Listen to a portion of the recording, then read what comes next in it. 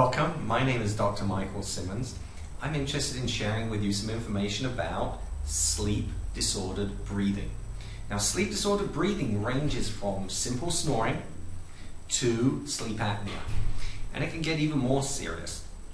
Sleep-disordered breathing is this enormous topic, and snoring is probably the most common or prevalent manifestation of sleep-disordered breathing.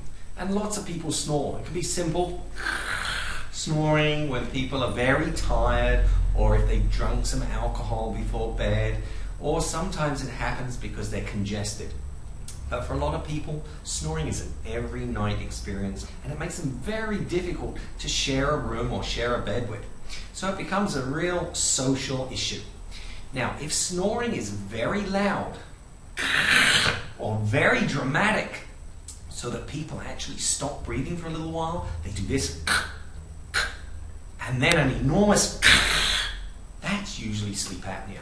In fact, if you stop breathing for 10 seconds or more, it's an event, a respiratory event that's called an apneic event. So somebody that stops for 10 seconds has an apnea, and they may have 10 apneas an hour or 100 apneas an hour. It can be very serious. Some people don't have a complete apnea, they just have a restriction in breathing, and that restriction is sort of a narrowing of this soft airway, and that can be manifested as sort of a restriction in the airflow. So it's more like this.